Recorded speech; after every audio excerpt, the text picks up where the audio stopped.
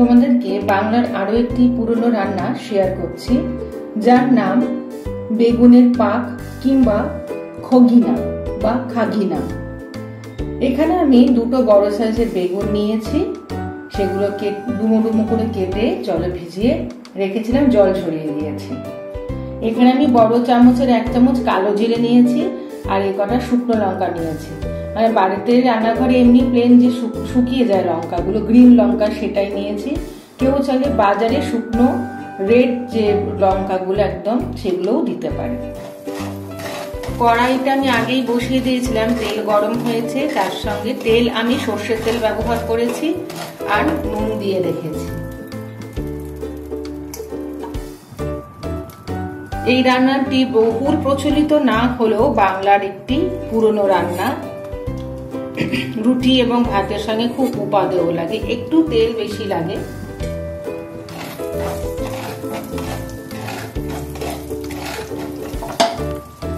এবারে আমি কালো জিরে আর লঙ্কাটা দিয়ে দিচ্ছি।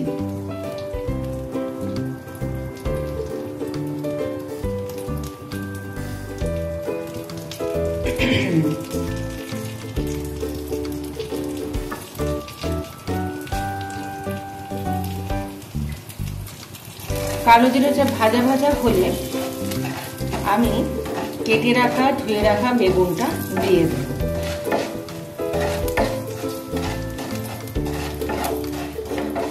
এবারে আমি আস্তে করে বেগুনগুলো দিয়ে দিচ্ছি।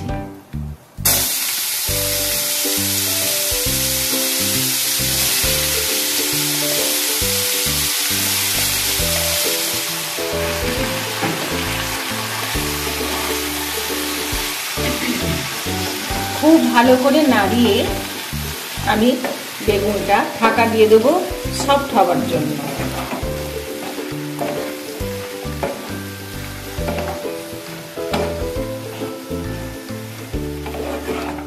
আমি ঢাকা দিয়ে দিলাম। এইখানে আমি আদা, টমেটো, কাঁচা লঙ্কা আর রসুন নিয়েছি। এই রান্নাটা দুভাবে বা 3 ভাগেও করা যায়। কেউ পুরো বেটে দিতে পারো, আদা রসুন পেঁয়াজ বেটে। কেউ শুধু পেঁয়াজ দিয়ে করতে পারে, কেউ পেঁয়াজ রসুন দিয়ে করতে পারে, শুধু রসুন দিয়েও করা চলে। আমি শুধু রসুন দিয়ে করেছি এবং কেটে নিয়েছি।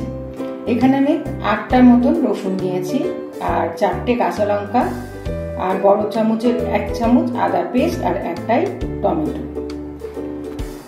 ঢাকাটা খুললাম, আমার বেগুন কিছুটা নরম হয়েছে, এটা আরো হবে। পরবর্তী রান্নার ধাপে যাচ্ছি। এখানে যে আমি আদা, রসুন, টমেটো এবং কাঁচা লঙ্কা রেখে দিয়েছিলাম, তোমাদের বলেছি, সেটা আমি এবার এখন দিয়ে দিচ্ছি।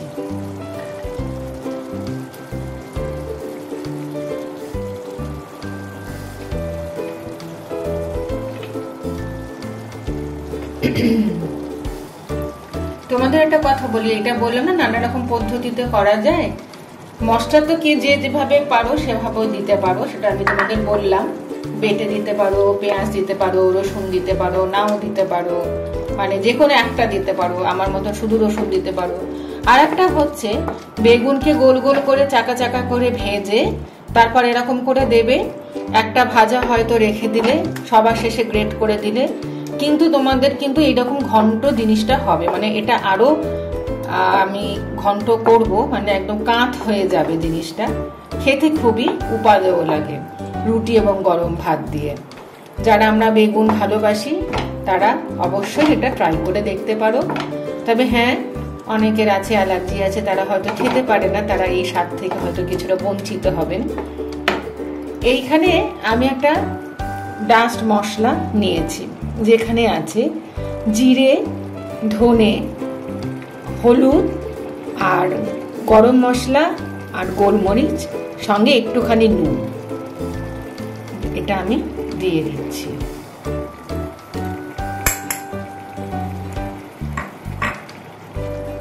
খুব ভালো করে নাড়াচাড়া করে আমি আবার ঢাকা দিয়ে দেবো, মশলার কাঁচা গন্ধটাও যাতে না থাকে এবং সমস্ত জিনিস যাতে সফট হয়। কারণ টমেটোটা দিয়েছি,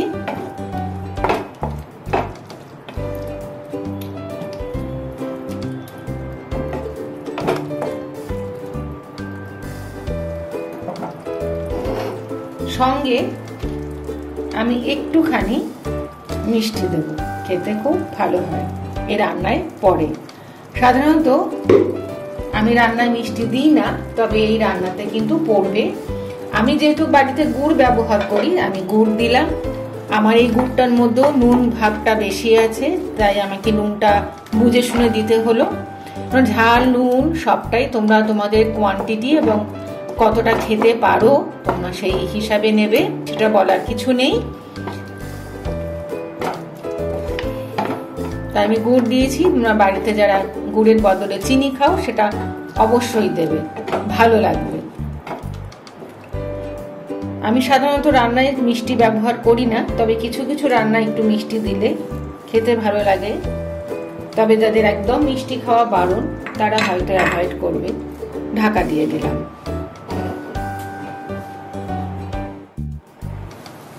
আমি ঢাকা দিয়ে গেছিলাম, মাঝে একটু এসে খুলে দেখে গেছি। টমেটো বা অন্যান্য যে মশলা আমি দিয়েছিলাম একসঙ্গে, আমার সমস্ত মশলা নরম হয়ে গেছে। লঙ্কা, রসুন। এইবারে এই রান্নার একটা চমক তোমাদেরকে শেয়ার করি। আমি এখানে দুটো ডিম নিয়েছি। এই ডিম দুটো এবারে আমি এখানে দিয়ে দেবো। এটা এই রান্নার বিশেষত্ব। অবশ্যই তোমরা করো একবার, খেতে কিন্তু খুব ভালো লাগে।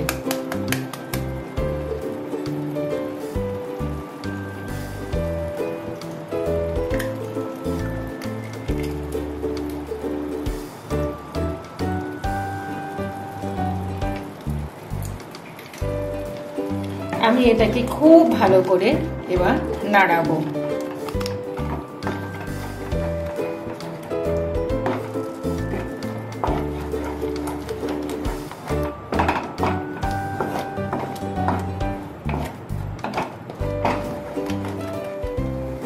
আমি এবারে একটুখানি ঘি দিচ্ছি প্রথমে, দিয়ে খুব ভালো করে জিনিসটাকে আমি নাড়াবো। একদম ড্রাই, শুকনো শুকনো হবে।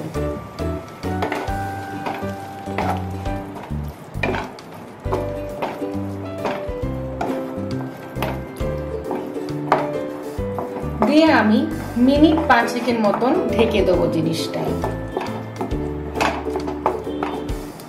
যেটুকু একটু জলো জলো ব্যাপারটা আছে সেটাও থাকবে না। 5 মিনিট আমি রেখেছিলাম।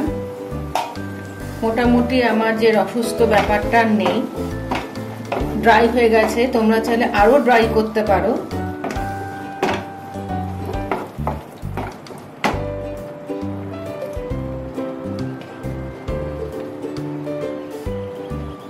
অল্প একটু ঘি দিয়ে আমি নাবাচ্ছি। এটিও রান্নার অঙ্গ।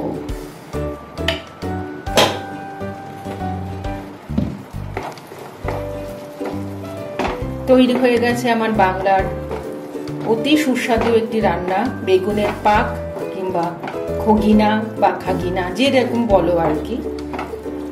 আমি ঢাকা দিয়ে দিচ্ছি, গন্ধটা যাতে চলে না যায়। তৈরি হয়ে গেছে আমার বাংলার আরো একটি পুরনো রান্না, যার নাম বেগুনের পাক, খাগিনা বা খগিনা। তোমরা বন্ধুরা অবশ্যই একবার বাড়িতে ট্রাই করে দেখো। আমার কাছে এই মুহূর্তে ধনেপাতা নেই, ওপরে একটু ধনেপাতা দিয়েও তোমরা করতে পারো, খেতে পারো। রুটি দিয়ে এবং ভাত দিয়েও খুব ভালো লাগে।